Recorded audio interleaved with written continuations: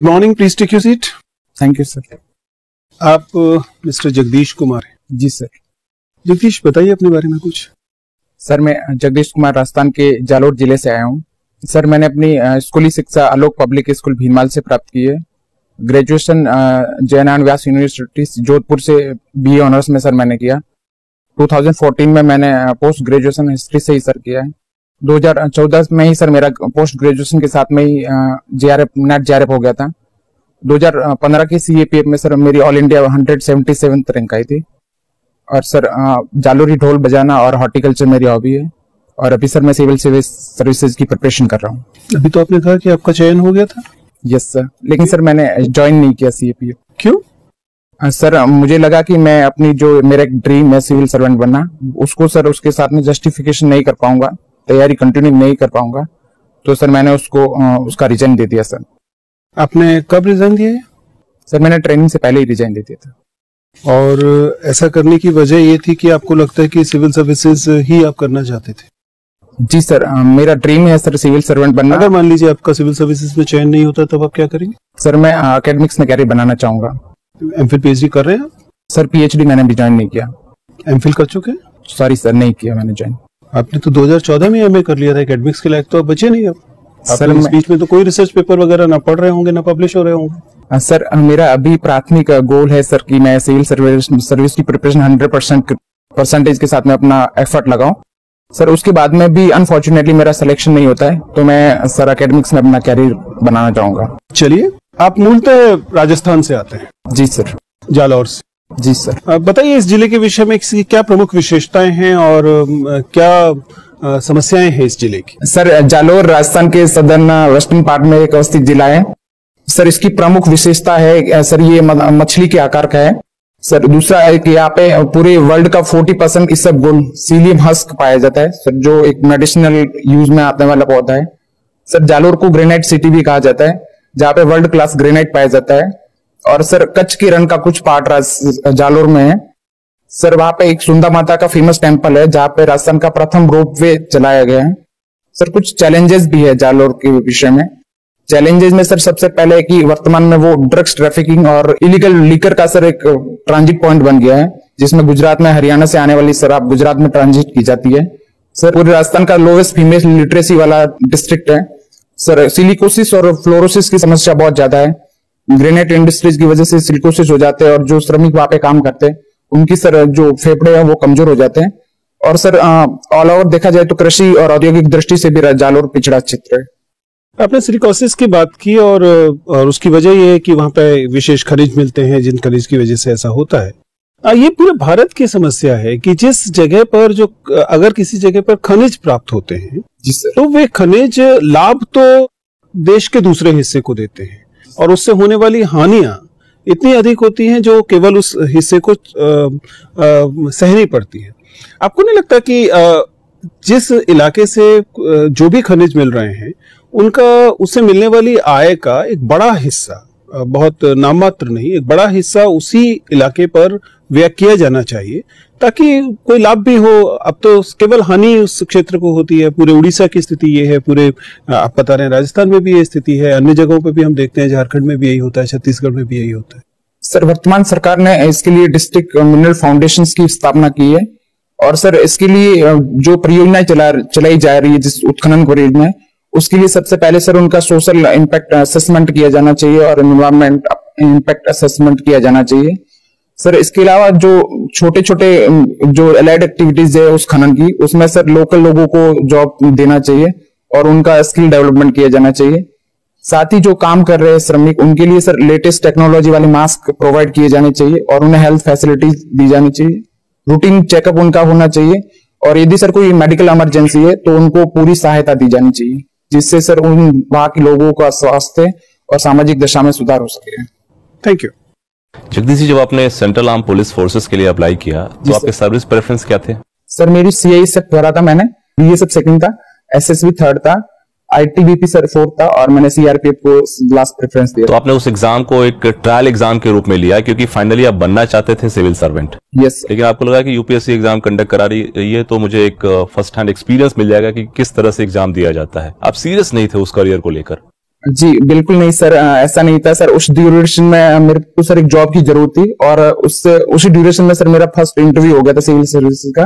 तो सर मुझे लगा कि मैं यदि और बेहतर प्रयास कर सकता हूँ तो सर सिविल सर्वेंट बन सकता हूँ, क्योंकि सर ट्रेनिंग आने में 1 साल और डिले हो गया, और उस ड्यूरेशन में मेरा सेकंड इंटरव्यू भी हो चुका था यूपीएससी का। मतलब उस पर्टिकुलर पॉइंट ऑफ टाइम पे आप फिकल माइंडेड एस्पिरेंट थे, जिसको एक जॉब की रिक्वायरमेंट थी, फिर आप कन्विंस्ड हो गए कि मेरा सिविल सर्विसेज में भी हो जाएगा, बेहतर ऑप्शन है आपके लिए।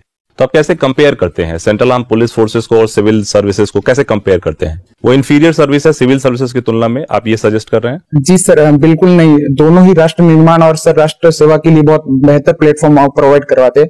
लेकिन सर सिविल सर्वेंट मुझे लगता है कि वो एक बेहतर प्लेटफॉर्म है, और सर उससे ज्यादा वाइडर अपॉर्चुनिटीज वहां पे sir people to people direct connectivities है। पॉलिसी मेकिंग और पॉलिसी इंप्लीमेंटेशन में सर सिविल सर्वेंट का बहुत इंपॉर्टेंट रोल होता है। और सर मुझे लगता है कि अल्टीमेट यदि मैं असिस्टेंट कमांडेंट बनता तब भी उसका डीजी सर नहीं बन पाता, यदि मुझे उसमें बहुत मेजर रिफॉर्म करने हैं। तो यदि मैं सिविल सर्विसेज के माध्यम से जाता और आईपीएस भी बन जाता तो भी सर उसका डीजी बनने के मुझे पूरे चांस मिलते। हाँ, तो 24 सर्विसेज जिसमें 2 सर्विसेज आपकी ऑल इंडिया की है, कुछ सर्विसेज ग्रुप बी सर्विसेज भी है, और जरूरी नहीं है कि आपको आईएएस और आईपीएस ही मिले। अगर आपको इंडियन डिफेंस अकाउंट सर्विस मिलता है तो आप किस तरह के पॉलिसी रिफॉर्म्स कर पाएंगे? वहां भी पहुंचने में आपको बहुत समय लग जाएगा। सर मैं पूरी कोशिश करूंगा कि जो मेरा ड्रीम जॉब है, जो ऊपर की जो टॉप सर्विसेज है वो मिले।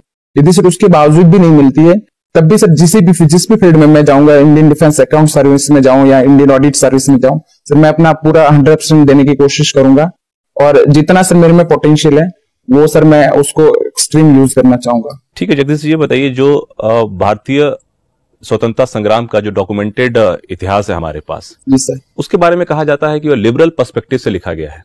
आप मुझे बताइए, अगर वो राइटिस्ट पर्सपेक्टिव से लिखा जाता तो किस फ्रीडम फाइटर को सेंटर स्टेज मिलता उस पर? आप समझ पा रहे हैं? Yes sir.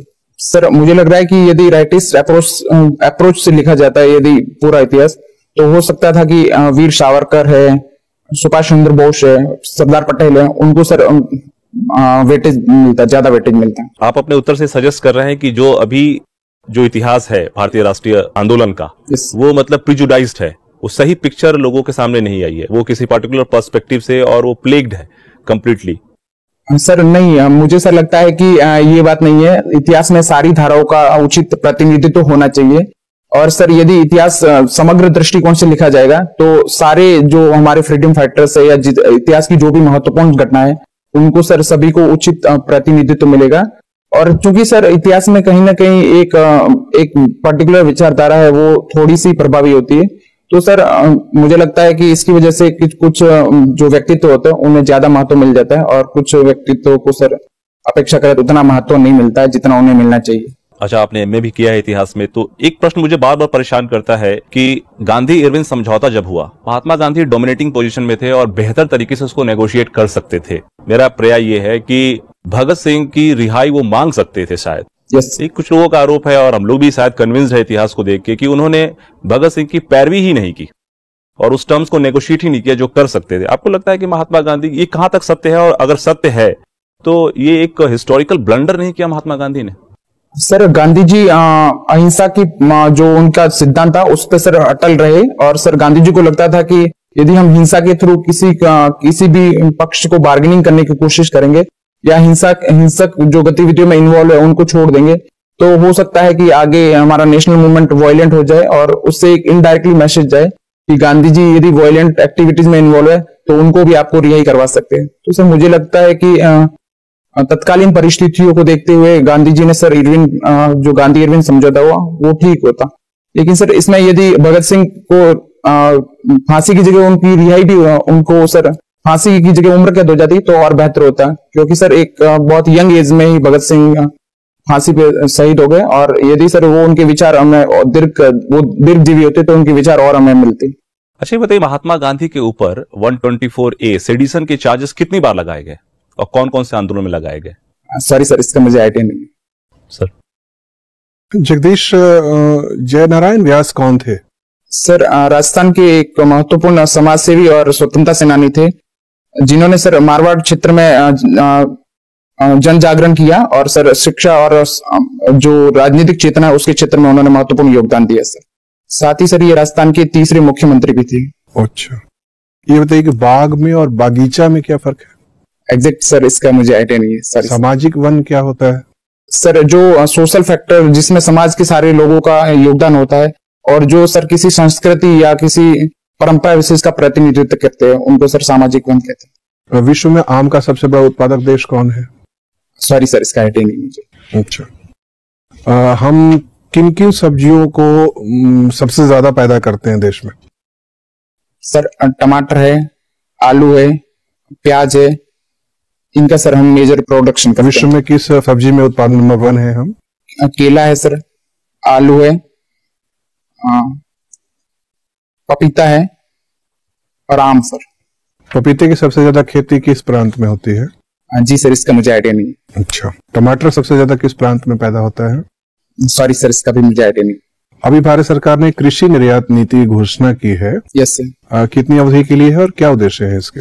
सर अभी जो वर्तमान में कृषि नीति घोषित की है, उसका सर टारगेट है कि हमारा जो कृषि एक्सपोर्ट है उसको डबल किया जाए, और सर ये 2020 तक है, और सर आगे भी उसको मतलब 2030 तक का भी कुछ टारगेट दिया गया, जिसमें हमारा जो एग्रीकल्चर का एक्सपोर्ट है उसको और ज्यादा 3 गुना बढ़ाने का प्रयास किया जाएगा। विस्तारवादी मौद्रिक नीति किसे कहते हैं? सर जब आरबीआई द्वारा repo rate, reverse repo rate और बैंक दर को सर जब रिलीज किया जाता है, तो सर ज्यादा पैसा बैंक के पास आता है, उसकी वजह से सर लोग ज्यादा पैसा लेते हैं, और सर उसके कारण हमारे उपभोक्ता के पास पैसा ज्यादा आता है और वो खर्च करने की ज्यादा क्षमता रखते हैं।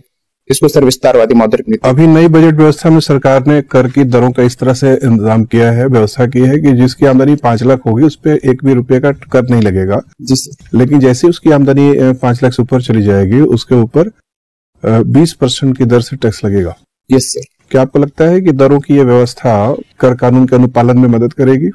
जी सर, मुझे लगता है कि सर इसमें जो वर्तमान सरकार ने जो रिबेट दी है 5 लाख तक के निम्न मध्यम वर्ग के उपभोक्ताओं को, तो सर उससे एक तो सर जो इनकम टैक्स फाइल रिटर्न करने वाले उनकी सर संख्या बढ़ेगी, और सर लेकिन एक एस्पेक्ट ये है कि यदि 5 लाख से जैसे ही हम 5 लाख 1 रुपया हो जाएगा तो सर उन पर टैक्स 20% लगेगा।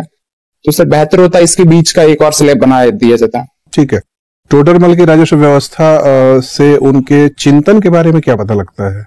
सर इससे ये पता चलता है कि जो टोडरमल थे वो एक सर बेहतर आर्थिक विशेषज्ञ थे, और सर वो राज्य की अर्थव्यवस्था को लेके और उसकी जो भू राजस्व प्रणाली थी उसको लेके सर उनका सर उसमें बहुत महत्वपूर्ण योगदान था। क्या व्यवस्था थी, जरा संक्षेप में समझाएं। सर आईने 10 साल उनकी जो व्यवस्था थी उसमें जो लास्ट 10 साल का था उसका एवरेज लेके सर भू राजस्व वसूल करने की उसमें नीति थी। सर आजकल के मौसम विज्ञान को ध्यान में रखते हुए ये 10 वर्ष की अवधि क्या युक्त संगत थी, अगर आज के हम ज्ञान का उपयोग करके समझने की कोशिश करें? सर वर्तमान में जलवायु परिवर्तन की वजह से और सूखा और अतिवृष्टि या अनावृष्टि या ओलावृष्टि की वजह से सर फ्लक्चुएशन होता रहता है कृषि उत्पादन में। तो सर मुझे लग रहा है कि वर्तमान में 5 साल का जो एवरेज है वो ठीक रहता। तत्कालीन परिस्थितियों में सर वो समय उचित रहा होगा।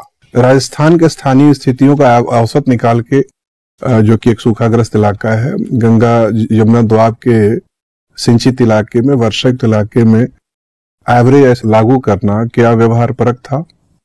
सर तत्कालीन परिस्थितियों में उनके पास कोई डेटा कलेक्शन या सैटेलाइट से इमेज लेने वाली या सर और मॉडर्न टेक्नोलॉजी नहीं थी, तो सर उन्होंने उसके अनुसार एक मोटा मोटा आइडिया लगाया होगा। और सर गंगा यमुना दोआब में सर ज्यादा फ्लक्चुएशन वहां पे नहीं आता है कृषि उत्पादन में, क्योंकि सर वो सिंचित क्षेत्र था उसी टाइम से।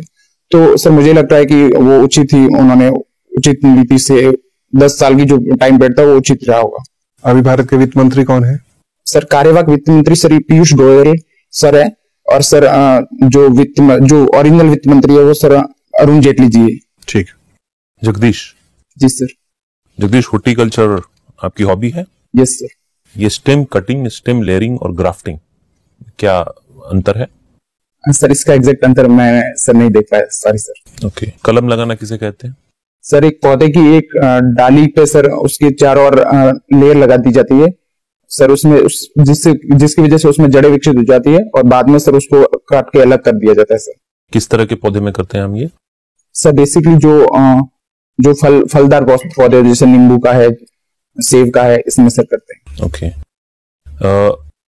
खाद्य जीएम क्रॉप यस सर। के बारे में आपका क्या कहना है, भारत में अपना लेना चाहिए इसे? सर इस पे एक व्यापक सहमति बनाने से पहले किसान जो हितधारक समूह है, किसान है, वैज्ञानिक है, सामाजिक चिंतक है, राजनीतिक विशेषज्ञ है, उनको सर इसमें शामिल करके सर्वसहमति बनानी चाहिए। एक सर निष्पक्ष कमेटी होनी चाहिए। जो कौन सी कमेटी है अभी इसके लिए? किस कमेटी के द्वारा इसका अनुपालन किया जाता है? जेनेटिक इंजीनियरिंग अप्रूवल कमेटी से। किस मिनिस्ट्री के अंतर्गत है ये? पर्यावरण मंत्रालय के अंतर्गत। ओके। भारत में कोई जीएम क्रॉप उगा रहे हैं हम अभी? सर बताइए कौन सा? जीएम कपास सर उगाते हैं। कुछ दिन पहले जीएम मस्टर्ड, जीएम सरसों भी चर्चे में था। Yes sir. उसकी क्या स्थिति है? सर उस पर सुप्रीम कोर्ट ने बैन लगा दिया है। और सर चूंकि सरसों खाद्य तेल के रूप में यूज होता है, तो उसके जो तथाकथित जो दुष्परिणाम है उनको लेके सर विशेषज्ञों में आम राय नहीं बन पा रही है। और कुछ सामाजिक संगठनों ने सर आरटीआई लगा दी थी, इसकी वजह से सर उस पर बैन लगा दिया है। और मुझे लगता है कि सर यदि उसके जो तथाकथित नेगेटिव एस्पेक्ट है उसको प्रॉपर एड्रेस किया जाए तो सर जीएम सरसों हमारी खाद्य सुरक्षा के लिए बेहतर होगा। ओके। कहाँ बनाया गया था जीएम सरसों को? Sir Delhi university. Delhi university. Rajasthan की एक समस्या है मरुस्थलीकरण। Yes sir. उसको रोकने के क्या प्रयास किए जाते हैं? सर मरुस्थलीकरण एक सतत आगे बढ़ने वाली प्रक्रिया है। उसके लिए सर हमें जो चारागाह विकसित कर देना चाहिए जिससे रेत स्ट्रांग हो जाए। सर एक ग्रीन बेल्ट बना दिया जाना चाहिए। कृषि और सिंचाई क्षेत्र का विकास किया जाना चाहिए। सर अनियंत्रित जो पशुपालन और चराई है उसको प्रतिबंधित किया जाना चाहिए। तो हॉर्टिकल्चर से एक खास किस्म के पेड़ पौधे का भी इस्तेमाल किया जा रहा है, डेजर्टिफिकेशन जहां हो रहे हैं। Yes sir. उस जगह पे पता है कौन सा पेड़ इस्तेमाल कर रहे हैं? सर खिजड़ी और रोहिड़ा इसके लिए यूजफुल होता है। और एक सेवन घास आती है, उससे सर वो बहुत फैल जाती है, तो इसकी वजह से मिट्टी को पकड़ में रखती है और उसका विस्तार नहीं होता। चलिए एक स्थिति लेते हैं। मान लीजिए कि आप एक आईएएस ऑफिसर हैं। Yes sir. और आपके अधीनस्थ कुछ कर्मचारी हैं। 2 लोग हैं जिनके साथ आपको काम करना है। 2 दिनों का ही काम है, बहुत इंपॉर्टेंट है। उसमें से एक अधिकारी ईमानदार है लेकिन कार्यदक्षता बहुत अच्छी नहीं है। दूसरा अधिकारी ईमानदार तो नहीं है लेकिन बहुत कार्यकुशल है। शॉर्ट टर्म काम है, 2 दिनों के ही काम है, तो किसको चुनेंगे आप? सर मैं ईमानदार व्यक्ति को सुनना पसंद करूंगा। लेकिन कार्यदक्षता तो है नहीं, वो तो 2 दिन में काम पूरा ही नहीं कर पाएगा। सर मैं भी उस कार्य में पूरी तरह से इन्वॉल्व हो जाऊंगा और ओवर टाइम काम करना पसंद करूंगा। और सर मैं अपने उच्चस्थ अधिकारियों को कहूंगा कि सर इसमें आप मुझे एक 2 दिन की एक्स्ट्रा रिलीफ दे दे तो और बेहतर होगा। क्योंकि सर प्रशासन में ईमानदारी बहुत अपना इंपॉर्टेंट रखती है। और सर इसका एक दीर्घकालिक इम्पैक्ट पड़ेगा। जेट्रोपा या रतनजोत की खेती होती है राजस्थान में? Yes sir. किस स्तर पे की जाती है और क्या उसके कारण है? सर भीलवाड़ा, बीकानेर, गंगानगर उस एरिया में इसकी सर मेजर खेती होती है, जो शुष्क और पथरील मरुस्थलीय एरिया है। सर इसका बायोडीजल बनाया जाता है। बायोडीजल बना रहे हैं हम, यूज कर रहे हैं भारत में? Yes sir. कहाँ पे, कहीं आपने देखा बायोडीजल बिकते हुए? सर मैंने देखा नहीं, लेकिन सर यूज होता है, ये मुझे थोड़ा आइडिया है। अच्छा। और बायो इथेनॉल कैसे बनाते हैं? सर गन्ना, मैं श्योर नहीं हूँ सर, यदि आप कहे तो गैस कर सकते। हाँ बताइए। सर गन्ना की बाद में बची हुई जो अवशेष होते हैं उससे सर बायो इथेनॉल बनाया जाता है। एक टर्म आया था बायो टॉयलेट। यस। वो बायो टॉयलेट क्या है? सर ये सर बेसिकली रेलवे का कंसेप्ट है, जिसमें सर टॉयलेट्स में कुछ ऐसे बैक्टीरिया छोड़े जाते हैं जो मानव मल होता है उसको सर उसमें कंज्यूम कर देते हैं बिना हानिकारक पदार्थों में। और किस उद्देश्य से इसको लगाया गया है? स्वच्छता सर, स्वच्छता की प्रक्रिया पर से गंदगी ना फैले और जो हमारा स्वच्छ भारत मिशन है वो सक्सेसफुल हो सके। ठीक। जगदीश, फरवरी में ही ईरान के इस्लामिक रेवोल्यूशन के 40 साल पूरे होते हैं। जी क्या वजह थी ये रेवोल्यूशन होने का ईरान में? मैम, जो ईरान में रेवोल्यूशन हुआ उसका मुख्य कारण ये था कि जो उदारवादी गणतंत्र व्यवस्था थी, मोहम्मद रजा शाह पहलवी के नेतृत्व में उन्होंने उदारवादी जो कंसेप्ट अपनाए थे। कुछ लोगों जो रेडिकल इस्लामिक्स थे उन्होंने उसका प्रतिकार किया और उन्होंने उनको पाश्चात्य देशों का पिट्ठू कहा। इसकी वजह से वहां के लोगों ने अयातुल्लाह खमैनी के नेतृत्व में इस्लामिक रेवोल्यूशन कर दिया। तो 40 साल बाद अगर देखा जाए तो ये बोला जा सकता है कि सक्सेसफुल था रेवोल्यूशन? जी मैम, वर्तमान की जो ईरान की परिस्थितियां है वो पूरे विश्व से अलग थलग लगातार पड़ता जा रहा है। जो उसकी ईरान डील है 5 राष्ट्रों के साथ में, तो उसकी वजह से कहा जा सकता है कि वो रेवोल्यूशन सक्सेसफुल नहीं रहा। ठीक है। और अशगाबाद अग्रीमेंट है एक, क्या इंडिया उसका हिस्सेदार है, मेंबर है उसका? जी मैम, ये इंडिया उसका हिस्सेदार है। ठीक है। क्या वजह रही कि इंडिया इसको ज्वाइन करना चाहता था? क्या फायदे होंगे इंडिया को इसको ज्वाइन करने के? जो मिडिल एशिया के कंट्रीज है उनमें भारत की कनेक्टिविटी बढ़ेगी, और वो चूंकि खनिज संसाधनों की दृष्टिकोण से महत्वपूर्ण क्षेत्र है, तो इससे भारत की आर्थिक सुरक्षा पे इसका पॉजिटिव प्रभाव पड़ेगा। ठीक है। एंजल टैक्स क्या होता है जगदीश? स्टार्टअप पे लगाने वाला टैक्स है। जब स्टार्टअप शेयर जारी करते हैं तो वो वास्तविक मूल्य होता है उससे ज्यादा पे उसको जारी करते हैं। तो सेबी को लगता है कि जो वास्तविक मूल्य और जो उन्होंने जिस दर पे शेयर जारी किए उसके बीच का जो है उसको लाभ कंसीडर किया जाता है, और उस पर 30% के हिसाब से टैक्स लगाया। ठीक है। सिक्किम में अभी यूनिवर्सल बेसिक इनकम शुरू करना चाह रहे हैं। अगर ये भारत पे पूरे भारत में दिया जाता है तो क्या इसके चैलेंजेस रहेंगे? सबसे पहले तो हमारा जो राजकोषीय घाटा है वो बढ़ जाएगा। दूसरा एक इसका सोशल एस्पेक्ट होगा कि सर इसकी वजह से कुछ लोग काम करना बंद कर देंगे कि उनको लगता है कि उनकी इनकम तो फिक्स है, तो उनमें अकर्मण्यता फैल सकती है और इन्फ्लेशन भी बढ़ने के चांस रहेंगे। ठीक है। और प्रॉम्प्ट करेक्टिव एक्शन क्या होता है, पीसीए जिसको बोलते हैं? मैम मुझे इसका एग्जैक्ट आइडिया नहीं। ठीक है। और स्वदेश दर्शन स्कीम जी, उसके बारे में आपको आइडिया है? जी बिल्कुल एग्जैक्ट आइडिया नहीं है मैम, थोड़ा। अच्छा, राजस्थान में है या नहीं एक चुना शहर? जी आइडिया नहीं है। ठीक है। इसके अलावा अगर देखा जाए तो नागालैंड में अभी आफ्सपा लगाया गया है जी। बात ये हो रही है कि सभी जगह से हटाया जाना चाहिए और हम एक नई जगह पे लगा रहे हैं। क्या ऐसा होना चाहिए आपके मुताबिक या नहीं? आफ्सपा हटा देनी चाहिए? मैम आफ्सपा हटाने से पहले आर्मी और वहां की जो पैरामिलिट्री फोर्स है उनसे कंसल्ट करना चाहिए, और यदि कोई परिस्थिति ऐसी है कि जो हमारी आंतरिक सुरक्षा पर थ्रेट उत्पन्न हो सकती है तो आफ्सपा को यथास्थिति बनाए रखी जानी चाहिए, और यदि हटाने से पहले वहां पे शांति व्यवस्था है तो हमें उसे क्रमिक रूप से हटाना चाहिए, न कि एकदम उसको हटा दिया जाना चाहिए। ठीक है। और इजराइल और यूएस ने अभी हाल ही में यूनेस्को को छोड़ा है, क्यों, किस वजह से? मैम यूनेस्को में फिलिस्तीन को पर्यवेक्षक राष्ट्र का दर्जा दिया गया था, इसलिए उन्होंने उसको छोड़ दिया। इंडिया की क्या पॉलिसी है इजराइल और फलस्तीन की तरफ? द्विराष्ट्र सिद्धांत पे भारत का स्टैंड है, और भारत चाहता है कि शांतिपूर्ण सौहार्दपूर्ण तरीके से दोनों राष्ट्र बन जाए तो वो पूरे विश्व के लिए बेहतर होगा। अच्छा। और अभी लद्दाख को डिविजनल स्टेटस दिया गया है जी। क्यों दिया गया है? मैम लद्दाख रिमोट एरिया में है और उनको जम्मू या कश्मीर डिवीजन में आने में बहुत टाइम लगता है, तो वहाँ के लोगों का सामाजिक, आर्थिक और राजनीतिक विकास हो सके इसलिए लद्दाख को एक 3rd डिवीजन का दर्जा दिया गया है। ठीक है। और अगर देखा जाए तो अभी इंडिया ने रोहिंग्या जो रेफ्यूजी थे इंडिया में उनको वापस भेजा है म्यांमार। वहां भेजा है जहां पे उन पे ऑलरेडी अत्याचार हो रहे हैं। क्या इंडिया को ऐसा करना चाहिए था? मैम बेहतर होता यदि भारत उनको डिपोर्ट करने से पहले वहां के लोगों से, वहां की सरकार से वार्ता करता, और यदि जब तक वहां पे परिस्थिति सामान्य नहीं हो जाती तब तक यदि हम उनको मानवता के आधार पर यहाँ पे शरण देते तो मुझे लग रहा है कि ये बेहतर होता है। ठीक है सर। जगदीश जी सर, आपको ग्रेजुएशन में गोल्ड मेडल मिला है, ये सही में गोल्ड का होता है या ऐसे ही कह देते हैं गोल्ड मेडल? सर अभी तक मुझे मिला नहीं है वो। बताइए, ये स्वर्ण पदक गोल्ड का क्या केमिकल सिंबल है? सॉरी सर, आइडिया नहीं मालूम। भारत में गोल्ड का सोर्स क्या है? सर कोलार की खानी कर्नाटका में।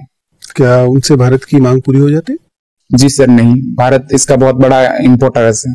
बहुत बड़ा इम्पोर्टर। यस। जगदीश नाम है आपका? जी सर। ये जो आरती होती है जगदीश वाली, जी सर, जरा 1-2 पंक्ति सुनाइए। ओम जय जगदीश हरे, स्वामी जय जगदीश हरे। किस देव की आरती है?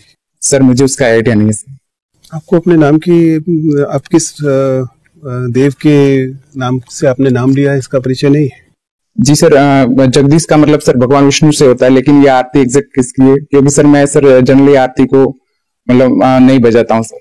और हमारी माइथोलॉजी में जो विष्णु और शिव को लेकर टकराव देखने को मिलती है, इसकी मुख्य वजह क्या है? हम देखते हैं कि लगभग जब तक संस्कृत पीरियड रहता है शिव आराध्य हैं और उसके बाद विष्णु हो जाते हैं, ऐसा क्यों है?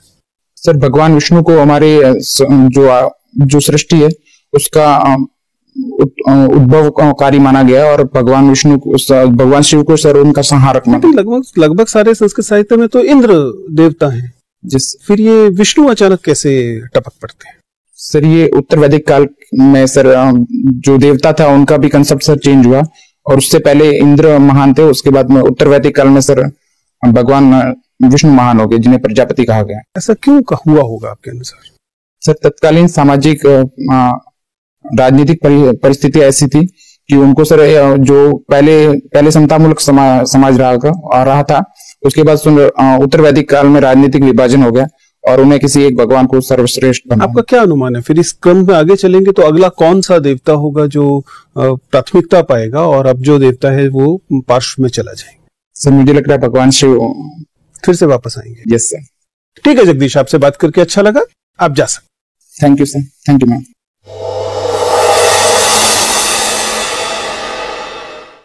बैठिए जगदीश। Thank you sir. बताइए क्या स्थिति है, कैसा जा रहा है इंटरव्यू? पिछली बार की तुलना में कैसा है और कुल मिला के कैसा है? सर वो तो आप बताएंगे तो पता चलेगा। मुझे से लगा कि 2-3 चीजें थोड़ा कंफ्यूज हो गए। जैसे मैम ने एक क्वेश्चन पूछा था पीसीए वाला, वो सर मुझे आना चाहिए। वो आना चाहिए, तो वो बहुत कॉमन और इस समय पूछा जा रहा है, देख लीजिएगा। सर ने एक क्वेश्चन पूछा था कि एसी को क्यों, मतलब तो आपने सिर्फ ट्रायल एंड एरर के लिए किया था या? हाँ, वो ये आपके पूरे इंटरव्यू में वो वाला हिस्सा अकेला हिस्सा है जिससे हम कन्विंस्ड नहीं है, अदरवाइज आपका इंटरव्यू बहुत शानदार जा रहा है। आप एक अच्छे कैंडिडेट हैं, देखने में आप स्मार्ट लगते हैं, आपका नॉर्मली सिटिंग पोस्चर अच्छा है, थोड़ा सा आप इस सूट में अनकंफर्टेबल लग रहे हैं, शायद लगातार नहीं पहन रहे हैं सूट, इस वजह से ऐसा होगा। अगर आपके ये पहन के जाने वाले हैं उसमें, यस सर, अभी तो कोई दूसरा सूट लगातार पहनिए। Yes sir. आप समझ पा रहे हैं? आप सूट में आप सहज नहीं है। यस। तो कोशिश कीजिए कि कोई और ब्लेजर लगातार, जब तक आपका इंटरव्यू है उसमें दिन में 2-4 घंटे लगातार पहने, ताकि आप उसमें सहज होना शुरू करें। अदरवाइज आप बहुत स्मार्ट लग रहे हैं। Thank you. आपका sitting posture by and large ठीक है, वॉइस लेवल थोड़ा सा बीच में डिस्टर्बेंस आ रही थी, बट अदरवाइज आपका वॉइस लेवल अच्छा है, फ्लो भी अच्छा है, हैंड मूवमेंट वगैरह कंट्रोल में है, सब कुछ, यानी कि जो जिन्हें हम कम्युनिकेशन पैरामीटर्स कहते हैं वो ठीक जा रहे हैं, कोई दिक्कत नहीं। अपने डिस्ट्रिक्ट पर आपके पास पर्याप्त इंफॉर्मेशन है, अपने सब्जेक्ट को आप ठीक से हैंडल कर रहे हैं, तो वो एरियाज परेशान होने वाले नहीं है। तो ओनली एरिया जिसमें हमें थोड़ा सा लगा कि आप और कन्विंसिंग होने चाहिए, वो आपका सीएपीएफ को छोड़ने वाला हिस्सा था। सर उसमें मैं ये नहीं कह रहा कि आपका समाधान गलत है, लेकिन उसका वो ना थोड़ा सा कन्विंसिंग नहीं लगता, वो थोड़ा सा एस्केपिस्ट जैसा लगता सर उसमें। तो इससे कोई बहुत बड़ा फायदा होने वाला नहीं है, बहुत बड़ा नुकसान भी नहीं होने वाला। पॉजिटिव चीज ये है कि ये इंटरव्यू के बिल्कुल शुरुआत में होगा, एकदम शुरू में होने की संभावना ज्यादा है, इसलिए उसके ज्यादा चिंता करने की आवश्यकता नहीं है। लेकिन हाँ, उसको बताते समय थोड़ा सा कन्विंसिंग होने की जरूरत है कि ये मेरा प्रथम प्रयास से पहले ही हो गया था, चूंकि मेरे पास पर्याप्त विकल्प उपलब्ध थे, अभी थे, और इसलिए मैंने किया। यद्यपि मैं उस सर्विस को ध्यान रखा, उस सर्विस को अंडरमाइन नहीं करना, yes sir, which is the most important thing. मैं उस सर्विस को बहुत महत्वपूर्ण मानता हूं और मैं समझता हूं कि वह अनुभव जो मुझे मिलना चाहिए था मैं उससे वंचित रहा हूं, लेकिन मैं प्रयास करूंगा कि यहाँ जब होगा तो उससे मैं उसकी भरपाई कर पाऊंगा, या करियर के हिसाब से, मतलब उसको सर्विस को अंडरमाइन मत कीजिए, ये इंपॉर्टेंट वो है। अदरवाइज चीजें जो हैं वो सकारात्मक है मेरे हिसाब से, कोई मेजर हिस्सा गड़बड़ नहीं है। सर मैडम में आप बहुत कंफ्यूज होते हैं, you should be very clear about it. एक आध बार की गलती शायद माफ कर दी जाती है, उसके बाद कभी मेंबर इरिटेट हो सकते हैं, specially if you address female member with sir, it becomes irritating. Why? Because it never happens कि आप सर को मैडम बोलें। यूजुअली हमारे कैंडिडेट्स को हम बार बार समझाते हैं कि ऐसा कभी भी नहीं होता, हमारे साथ कभी नहीं हुआ कि आप मुझे मैडम बोल रहे हैं, ऐसा कभी नहीं हो, जबकि इसका रिवर्स बहुत बार होता है। तो क्या है कि हमारे दिमाग में इसका मतलब एक तरह का एक सेक्सिस्ट माइंडसेट है कि जो अपने आप निकलेगा वो सर निकलेगा, मैडम कॉन्शियसली निकालना पड़ेगा। इसलिए बी वेरी केयरफुल, ठीक है। एक आध बार की गलती शायद माफ कर दी जाएगी, लेकिन बार बार करेंगे तो board member, specially if she is if you have a women member, वो उनको बुरा लगेगा। सर मैम बोले या मैडम बोले वहाँ पे? वो ठीक है, मतलब वो डजंट मैटर, वो बल्कि मैम बोलेंगे तो लगेगा कि हाँ लगातार बोलते हैं, हालांकि सबसे औपचारिक मैडम ही है, ठीक है ना। Otherwise you are doing well, मेरे ख्याल से कोई मेजर इशू नहीं है आपके साथ, ठीक है। अब आपको बस ये ध्यान रखना है कि आप बहुत ज्यादा सुझावों से नीचे की तरफ ना जाना शुरू करें, ठीक है ना। सस्टेन करना भी इंपॉर्टेंट है। All the best. Thank you sir.